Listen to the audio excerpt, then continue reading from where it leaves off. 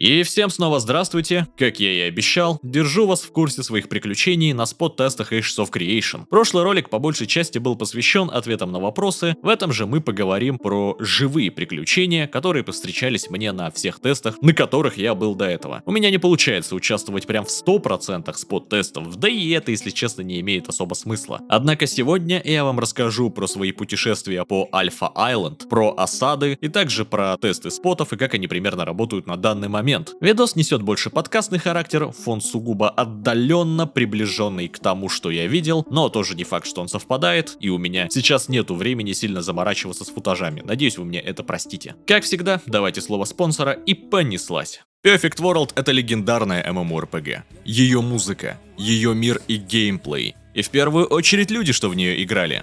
Считая, что те времена уже не вернуть?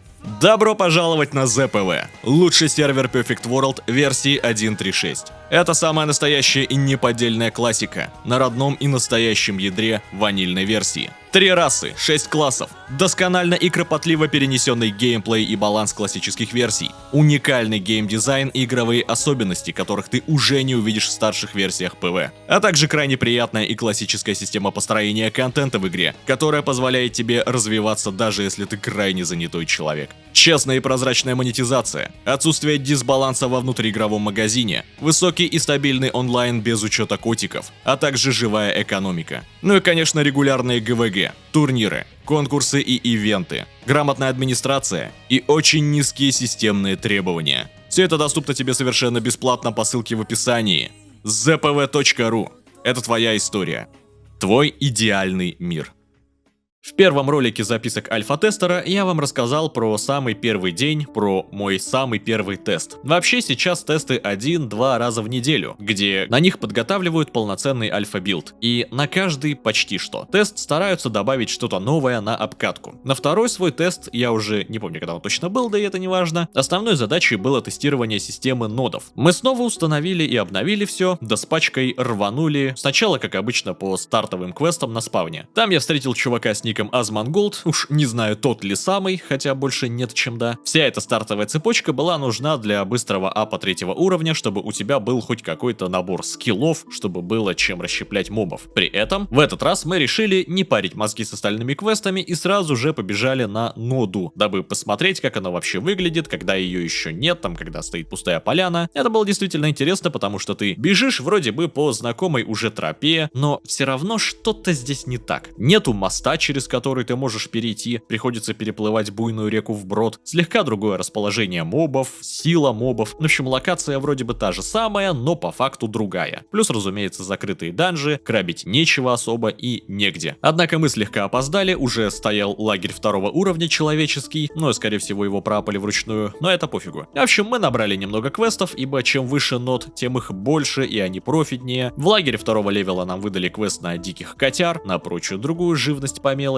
Бегаем мы, крабим мобов, купим бабки на хорошее оружие, потому что стартовые ковырялки вообще не камильфо. Кстати, в этот раз я играл за клирика, мне понравилось, хотя они немножко переапанные. Затем мы увидели ящерицу на почти 9к хп, а это очень дофига, которая застряла в камнях. Вблизи к ней не подойти, но у нас было дофига рейдж-атак, так что мы стояли и забивали этого бедного динозавра, пока тот не мог выбраться из камня. Скорее всего, разрабы его туда добавили специально, не мог он так заспавниться, потому что это был единичный экземпляр подобного динозавра на всю локацию, и с него было очень много экспы для нодов, видимо разрабы так тестили, сколько поступит с него, именно зальется в саму ноду. В общем, вы поняли. Ковыряли его мы минуты 3, там еще игроки прибежали с мыслями, наверное, о, халявная экспа, добили ящера, и случилось то, чего мы не ожидали. Мы не прокачали ноду, мы ее откатили. Я не понял, как это работает, но, видимо, разрабы после смерти ящера такие, нормально, корректно, и сделали откат на лагерь 1-го уровня, то есть маленький, и мы вместо города смотрим на уменьшившийся лагерь, где нельзя купить снаряжение, которое мы хотели, и такие, а чё, в смысле? Ну ладно, почесали мы репу, пошли дальше ковырять поляну. Нашли какую-то заготовку под крутой квест, видимо, то есть это такой маленький островочек на реке, где стоит рунный камень, который ярко светится огнем. Мы его облазили, чуть ли не облизали со всех сторон, думая, а что это может быть такое? Что же это? Это было интересно. Наковырялись мобов, сделали квесты кое-какие и купили шмоток с оружием, причем шмоток довольно прикольных. Это в лагере продавался сет брони, который по своей сути был офигенной шкуркой чумного доктора, чему мы очень удивились. Понятное дело, что это просто для теста и фана дали, но само по себе детализация этого костюма была потрясной. Это очень красивый костюм, у него неплохая физика плаща, и он очень брутальный. Вот мы нарядились в этих чумных докторов, еще маленько побыли в ноде, а потом умер сервер, да. Правда, нас это не остановило, мы залетели на другой, а их уже несколько тестовых. Сделали по сути все то же самое, собрались, взяли 3-й левел, квесты сделали, ну и тут мы уже наконец-то увидели пустой нод без лагеря. Это была огромная поляна, где не было ни хрена. А в итоге проапали его, сразу же купили шкурку чумных докторов и пуху, причем это был лагерь эльфийский, между прочим. Там в центре стояла статуя какой-то местной Галадриэль. Еще немного поковырялись, и Сезам нод проапали до города, до человеческого города. В центре стояла статуя какого-то мужика, у него были львиные наплечники, на бляхе пояса морда льва, а в руках шлем, похожий на спартанский. Но он выглядел довольно круто, я бы назначил его каким-нибудь министром. После того, как мы купили все необходимое, мы решили придумать себе занятие. Сначала запылесосили весь город, все обсмотрели, дома внутри, все здания, которые только возможно, всех неписей потыкали, а потом пошли смотреть караваны. В городе было здание, где можно было запустить караван. Эта система уже работает, для нее надо просто нужный ресурс и голду. У нас, правда, не было ни того, ни другого, тупо пачка бомжей. И, кстати, компания, которая занимается караванами в игре, называется Interpid Trading Company. Да, такая отсылочка на название студии разработчиков. В общем, караваны мы, увы, не запустили, побегали еще по квестам, поболтали в чате, да и закончили. Что я в этот день увидел? Как, собственно, апаются ноды, как они выглядят. Я увидел человеческие, эльфийские ноды, причем человеческих 2 вида. И да, в общем и целом, эта система уже работает более-менее. Остается вопрос в наполнении этих нодов контентом, чтобы в нодах был постоянно какой-то движ. Но оно и понятно, это работа для Альфа 2, сам же базис нодов для Альфа 1 по мне работает. Однако один из последующих дней был каким-то странным, если честно. Я так и не понял, для чего он был нужен. Вроде бы они фиксили резину, именно вертикальную, я вам уже рассказывал. И ноды попросту в тот день не работали. Правда, они забыли об этом сказать, к слову.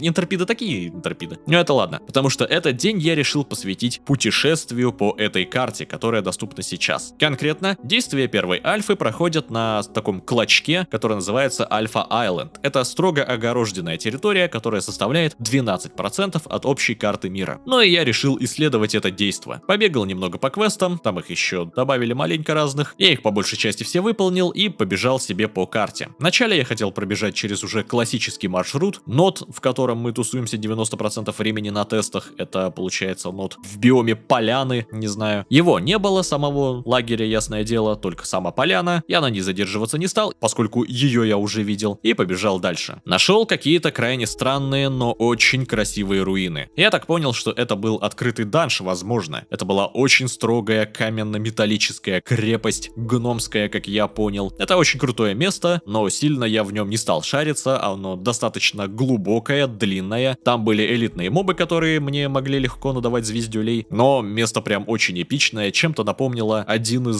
залов Мории в Латро, огненный такой. И сразу же я за ним побежал к одной прибрежной деревеньке, дабы рассмотреть ее получше и по-человечески. Я уже в ней был, но мы пробегали в основном ее чисто мимоходом. И это тоже была гномская деревня, причем гномов именно второй народности. Сейчас нам доступна только первая классическая, это именно что максимально классические гномы с вот этими каменными крепостями, каменной архитектурой, это такие марийские, толкиновские гномы, можно так выразиться, ну с точки зрения архитектуры, понятное дело. А я посмотрел на вот этих племенных дворфов, у них очень такая примитивная архитектура, это дома чем-то похожие на древние такие деревенские скандинавские хижины, у них стоят куча каменных идолов по деревне, рун, само по себе материалы у них это дерево, сено и камень. Около викингская тематика, как мне показалось. И это дает мне мысль, что архитектура вторых гномов уже тоже заложена в игру в своем базисе. Это круто. Затем я побежал в пустынный биом, точнее это был биом саванный, как в Африке, короче, саванны, да. Наткнулся на крепость, которую нам уже показывали на одной из трансляций разработчиков. Это был еще один открытый спот для фарма, можно так сказать. Такой массивный замок из камня и песчаника, а внутри мобы, которые, да, тоже чуть не навешали мне звездюлей. Как много мест я еще не могу исследовать. Ужас. Очень добротно сделан переход между биомами, между нодами. Не как-то резко, а чем-то похоже на Black Desert. Вот знаете, когда вы перемещаетесь ближе к пустыне, то трава желтеет, больше сухостоя появляется, деревья другие. Тут это сделано не хуже, это точно. За это можно похвалить левел-дизайнеров, но масштаб локаций — это что-то с чем-то, это просто фантастика. Они безумно огромные, без маунта даже половину этого Альфа-Айленда я оббегал часа 2, и я не решился оббегать его полностью. Возможно, для кого-то это будет минусом, мол, мир пустой, и он никак не развлекает лишний раз. Но лично я обожаю массивные и пустоватые open world, что в линейке были в свое время огромные локации, в БДО мне очень нравится минимализм локаций и их открытость. Тут тоже это есть. И локации огромные. И что круто, огромная дальность прорисовки. Ты видишь все, что происходит вдали, без какого-то лютого мыла. Там далеко извергается вулкан, в соседнем ноде копошатся человечки, там где-то за рекой стоит что-то огромное и интересное, какая-то статуя, возможно. Мир ощущается великолепно. В общем, бегаю я, значит, по саванне и вижу далеко вдали огромную лежачую каменную голову от какой-то статуи. Приближаюсь и понимаю, что она просто охренеть какая большая, и вдалеке она мне казалась в разы меньше. Рядом с этой статуей были какие-то руины с мобами, с синими кристаллами, затопленные красивые руины. И там еще по дороге я нашел передвижной лагерь, правда пустой. Там, скорее всего, будет какой-то квест, и это только заготовка под него. Я таких находил несколько. И я перешел в новую локацию, конечно же, максимально плавно и нативно, но я попал в Нагорье. Причем Нагорье непростое, такое красное, гранитное, что ли. И суть этого биома, во-первых, торчащие из земли кристаллы, растения, колючки и кости. Очень много огромных скелетов каких-то ящериц, динозавров. Все это мне чем-то напомнило биом гор из Monster Hunter World, вот серьезно. В этом биоме я нашел еще какие-то дико красивые эльфийские руины, в которых, правда, была куча разбойников, да, которые тоже могли мне навешать звездюлей, но руины прям очень красивые, классные, и мне даже захотелось подчитать местный лор. В итоге я начал спуск к морю, мне хотелось переплыть на ту сторону. Море очень красивое, волны реалистичные, прям такие, и поплыл я на тот берег. Можно сказать, что весь Альфа-Айленд поделен на две части. Нижняя часть состоит из 3 биомов, это лесной, саванны, горы, а весь верхний это около тропики, то есть морская тематика. Разделены они морем, ясное дело. Так вот, эта верхняя часть сплошняком была тропиками. Они очень похожи на локацию Махадеби, наверное, в Архейдже. Не сказать, что сам биом прям интересный, но есть несколько интересных в нем мест. Во-первых, я нашел полянку с элитником в 15 кхп, такой здоровый демонюга, файт с которым нам уже по сути показывали. И забавность в том, что его поляну было видно еще с того берега очень издалека, через вот весь этот морской залив. Как я обожаю местную дальность прорисовки. Бегу я дальше, пауков немножко поковырял, нашел рыбацкую хижину с квестом. Выполнять я его, правда, не стал, но все равно мелочь приятная. Там вроде был квест на крабов и какие-то фрукты. Ну а закончил я свой день немножко дальше. Я нашел пиратскую бухту. Это был маленький полуостров с пиратской деревенькой. Там стоял корабль с офигенной детализацией, кстати. Правда, не интерактивный, но если такие корабли по детализации будут юзаться и в морском контенте, это будет пушка. В общем, это был такой морской лагерь, который соорудили на месте очередных древних руин, да. Знаете, вот когда каменные руины пытаются облагородить деревянными какими-то постройками, укреплениями, мостами подвесными. В общем, морская тематика во всей красе. Было бы круто, если это будет какой-то пиратский нод, и вообще в игре появилась бы фракция пиратов. Я считаю, что морскую тему в игре просто обязаны развивать разработчики, да. Ну, в общем, уселся я на камушек, позалипал минут 10 на море, да и пошел баиньки. Это был день путешествий в Ashes of Creation. Мир офигенно красивый и очень масштабный. В нем довольно много мест, которые хотелось бы исследовать, и я надеюсь, что в этих местах будет много контента, чтобы каждые руины давали тебе какое-то интересное приключение, кусок лора, как в каком-нибудь рунскейпе, например. Это, конечно, все зависит от количества квестов в игре и их реализации, но исследовать этот мир уже довольно интересно, и когда он откроется на 100%, я думаю, будет здорово. Но давайте поговорим о последнем тесте, где я был на осаде. Совсем недавно разрабы показали ранние версии осад, и, разумеется, после их показа дали их потестить всем остальным тестерам, собственно. Создали мы персонажей, вообще никто ничего уже не делал, все целенаправленно бежали в ноду со старта, где был сбор. Это было реально забавно, представьте себе, такая толпа игроков бежит по дороге к ноду, как будто то ли начался осенний призыв, то ли король призвал всех на войну. Эпично, серьезно. Прибежали мы в город, народу было шиндец. Все толпились у вендоров, как на распродаже. Гемы выдавали всем золото и уровни, чтобы было интереснее драться. Народ сливал шекели на снаряжение, раскидывал таланты. И стоит учитывать, что у персов есть физика, то есть ты не пройдешь через толпу, и дотянуться до вендора было целым испытанием. Затем мне кинули инвайт в одну из 2 гильдий, чтобы координироваться было удобнее, и я с горем пополам вооружился, раскидал навыки, решил играть, кстати, в этот раз за танка, взял ему возьму двуручный топор, хотя метовая пушка у миликов вроде как копье, но я решил рискнуть и, кстати, не прогадал. Так вот, народу в городе было просто тонна, FPS упал до 20, все спамят, просят телепорты, голды, инвайт в гильдию, все готовятся к махачу, атмосфера движника. И в итоге началось. Нас раскидало на две стороны, я попал в оборону. Мы заспавнились в замке, никакой координации или командира у нас не было, но мы примерно четко знали, что нам надо делать, скорее побежали на стены, ждать противников. Сразу заняли все баллисты, они работают, да, правда меня выкинуло из игры 2 раза, когда я пытался сесть, да, но в итоге пострелял от души. Стояли мы минут 10, вот не соврать, на стенах, враги все не шли и не шли. Они бегали что-то там вдалеке, мы шмаляли по единицам из баллист, и все ждали, когда они уже наконец пойдут в атаку. От скуки мы уже отправились в разведку. Я скакал на героической, очень быстрой, боевой выдре. Да, у меня был маунт выдра, фиолетовая, между прочим. Разведка показала, что на драконах их нет, кто-то вернулся на стены, кто-то начал охоту на вражескую разведку. В общем, часть людей решила сделать вылазку, я пошел в их числе. Сбегали мы на огненного дракона, чисто за бафом, даже убивать его не надо, с него надо было просто собрать чешуйки, которые с него сыпались, которые и давали баф. И мы уже начали сами искать махача, атакующие как-то не очень были активны. Первый свой файт я нашел около дракона, там была пара человек, тоже, видимо, то ли разведка, то ли просто случайные пробегальщики, и я напал на мага и затестил новую улучшенную автотаргет боевую систему, и она намного лучше, чем была до этого. Теперь у вас гораздо лучше сделано вот это прилипание к противнику и союзникам, отчего даже хилы с автотаргет системой играются по-другому. Ну и миликам просто благодать с этой системой. В общем, влетел я в мага, стан, комбо из лайт атак скиллов, примерно выглядит как скилл-атака, причем там сейчас есть какой-то срез анимаций определенный, что-то очень-очень отдаленно напоминает вивинг в Elder Scrolls Online, но не спешите паниковать, это, во-первых, точно исправят, разрабы об этом говорили, и сейчас есть небольшой косячок с синхронизацией. Ну, фигли, боевка только в базисе. Но я, как человек, играющий немного в ИСО, прочуял эту фишку, как можно наносить урон почти одновременно скиллами и лайт-атакой, и маг улетел просто за комбу. -1. Тут же напал на его друга, сбил его с маунта, снова стан, комба, -2. Дамаг с двуруча оказался просто ебейший, я чувствовал себя Свифти в его лучшие годы. Эмоции — огонь. Но в итоге началось уже вторжение этих чуваков, на нас летела огромная пачка красных, осадные машины шмаляли и началась резня. Количество заклинаний, что летело нам в морды, просто как какой-то арт-обстрел во Вьетнаме. Мы прятались за камнями, в эти камни летели тонны фаерболов, все взрывается, камера трясется, метеориты сверху сыпятся, кавардак, трупы повсюду, как кто не успел зайти за камни. Но в итоге хилы раскинули лужи, танки резко прожали сейвы, и мы начали их давить. Хукали, сливали кастеров поодиночке, целились в хилов, конечно, и в итоге первую волну мы отбили, они даже не подошли к стенам. Гнали их почти до самого лагеря, попутно ломая осадные машины. И в итоге получилось так, что мы догнали их до самого респа и держали их просто там, не выпуская. Да, нас убивали, мы их выцепляли, маги прессовали с заклинаниями, хилы держали всех как могли. В общем, в итоге мы еще начали просто кататься по округе и занялись гангом одиночных целей. Я их догонял, сшибал с маунта, проводил свою смертельную комбинацию двуручника и буквально 2 скиллов, и очень успешно убивал единичные цели. Но в итоге они смогли, они собрались для второй атаки, и снова понеслась схема. Мы прячемся за камнями, они ебашат нас заклинаниями, но один грамотный врыв под баллистами, и мы снова откинули их назад. Я не совсем понял, почему они так всасывали, но, как мне показалось, у них было слишком много кастеров. Но я встречал при этом очень мало танков вражеских, и с хилами у них тоже было не все совсем понятно. В итоге мы затащили файт, когда залетели на промежуточную точку респа, задавили их там и успешно ее задефали. Так все и закончилось. Осада захлебнулась, победили защитники. Если говорить про осады, то да, они еще явно сыроватые и их надо балансить. Но одного у них не отнять. Они очень веселые. Это реально масштаб. Это пафос, это куча взрывов, заклинания, летают трупы повсюду. Тут махач, там зерги катаются, баллисты шмаляют. С точки зрения погружения и визуала все замечательно. Осталось только забалансить. И мне было очень весело, даже несмотря на то, что я небольшой любитель PvP. Наверное, у меня просто хорошего PvP давно не было. Ну и, конечно, мы выиграли, это тоже меня очень радует. Я думаю, у проигравших, когда их на спавне аж давили, эмоции были вполне себе сугубо обратные. Однако это был тест осад в Ashes of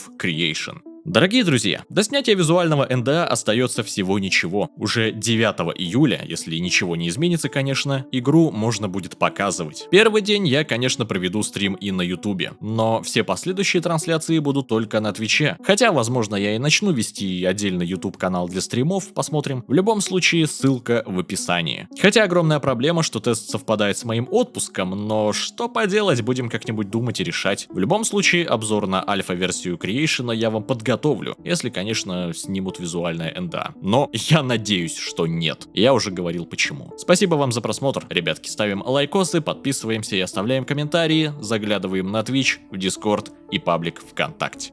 До скорых встреч. Всем пока.